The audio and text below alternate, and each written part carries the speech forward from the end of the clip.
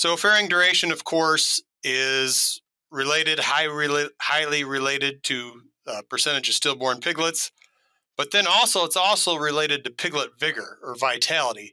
So a pig may be born alive, but if the farrowing duration is shorter, chances are it has better vitality, which is going to help it survive until weaning. So farrowing duration related to stillborns, piglet vitality, sow health, sow longevity.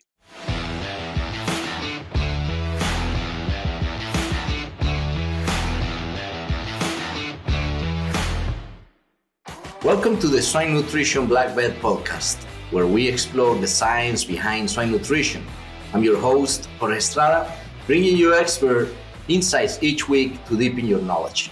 Today in our podcast, we have Dr. Mark Knauer, who's affiliated with North Carolina State University. Mark, good morning. Good afternoon for many people out there.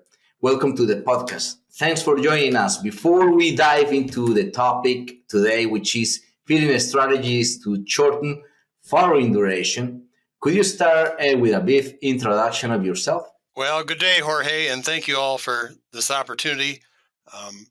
Swine extension specialist out here at North Carolina State University, work in the areas of genetics and production management. Been out here 14 years now. Excellent. Mark, you are well known in the industry. You have brought a lot of technologies that we use today. But today we're going to discuss farrowing duration.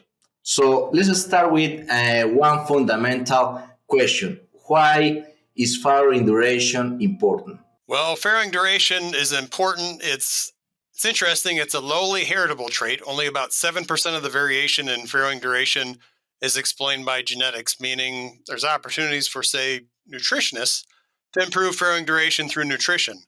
So farrowing duration, of course, is highly related to percentage of stillborn piglets, but then it's also related to piglet vigor or vitality.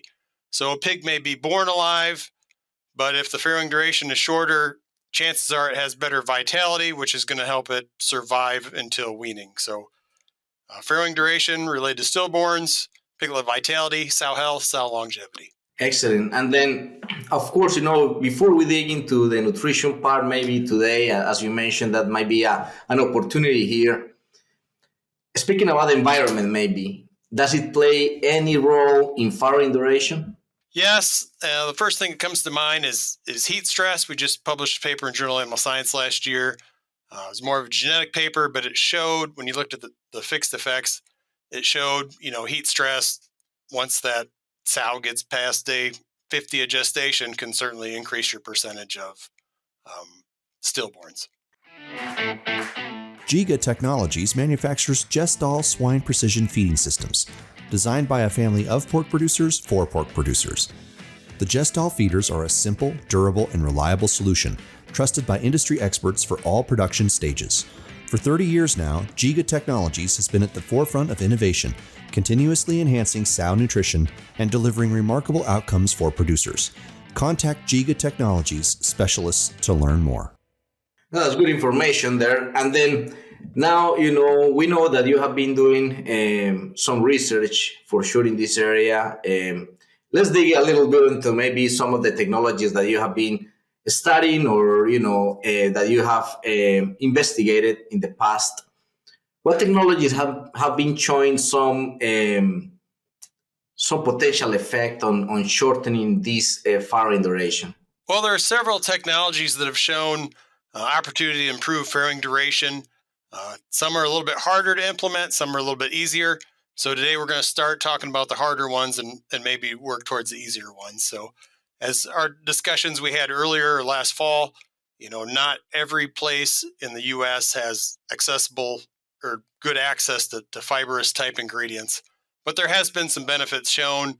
The Danish group, of course, the late Peter Thiel's group, they showed that increasing fiber in the transition period could reduce stillborns. Amy Petrie, who was at Texas Tech, now at the University of Missouri, doing some awful nice follow-up work in the area of fiber, has also shown some benefits as far as reducing number of stillborns with increasing fiber.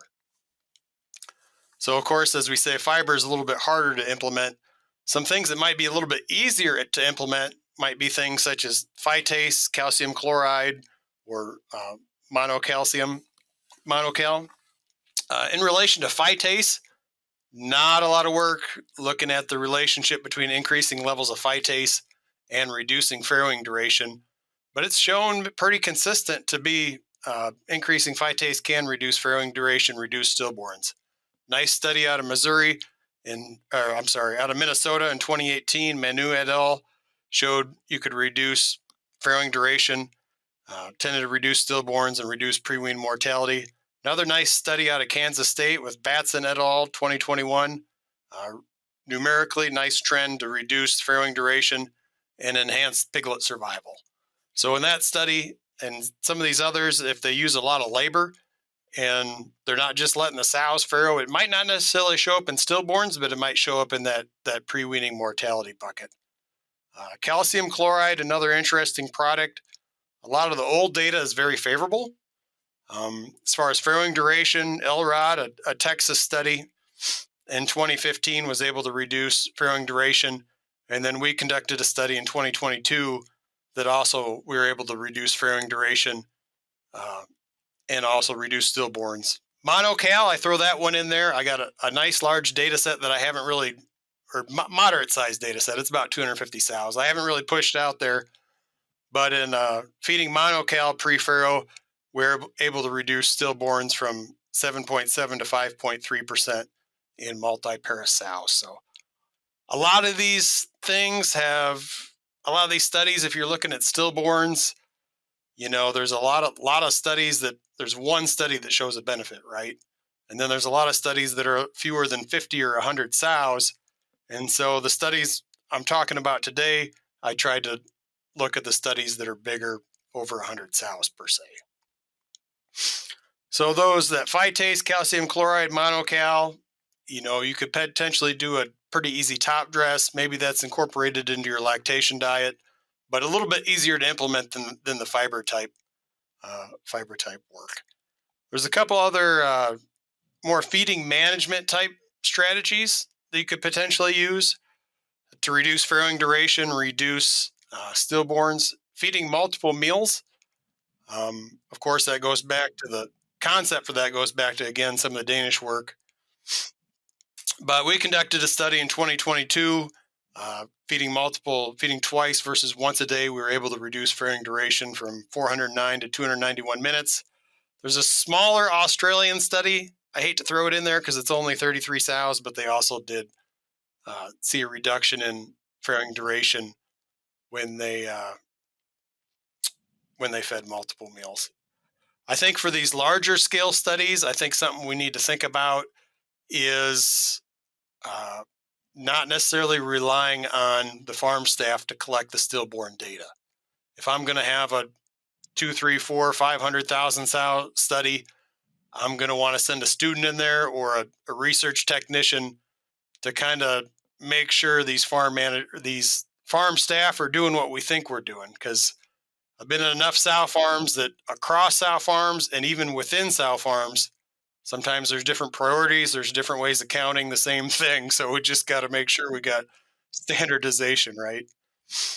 So then the feeding multiple meals, especially if we have a feeding system, automated feeding system, that can make that a much easier, right? And then the last strategy I want to talk about is what time of day that you feed sows. So this is pretty interesting because this could be another technology that is quite simple, right? So there's some data out of Canada, Columbus, and one of his coworkers there. That data set had, I think, about 250 sows, and they fed at 7 p.m. and 7 a.m. And the sows that were fed at 7 p.m., they ended up having lower pre-wean mortality. And then to back that up, there's another much larger study conducted by Obermeyer in 2021, some work he did with Nebraska and Gestall. And they fed at 2 a.m. and 7 a.m., and they saw a tendency to reduce farrowing duration by feeding at 2 a.m. instead of 7 a.m. And they also saw a significant reduction in stillborns by feeding closer to midnight versus that typical time we feed in the morning. So that's a shotgun literature review, but hopefully there's a lot of information in there you can unpack. And one takeaway is we definitely need more studies around farrowing duration, stillborns, as in my opinion, with the heritability being so low, potentially an easy trait to improve through nutrition. No, that's excellent, Mark. And definitely, it's good to at least having somebody like yourself, who puts the time to understand what technologies are or are showing some potential out there for this part of the farrowing, and what's the impact that could have on production. So we really appreciate that, Mark. You sharing those insights with us today. I'm going to do a quick following up question, just because I think of two things that you mentioned. One of them will be when you talk about the phytase, what kind of dose are you seeing that is being used out there? And maybe on that monocal piece, you mentioned that you think there will be a correlation between the two. I mean, sometimes, what are your thoughts on that? Well, if you look at, there's a lot of vitamins and minerals that impact the farrowing process, and that's outside of my expertise. But phytase can do a lot of different things, right? It can help phosphorus absorption and calcium absorption, but then also a lot of those other minerals too as well that are potentially involved in the farrowing process. So it's a little bit hard to say. One thing that'd be interesting is we got a lot of different technologies that potentially work, right?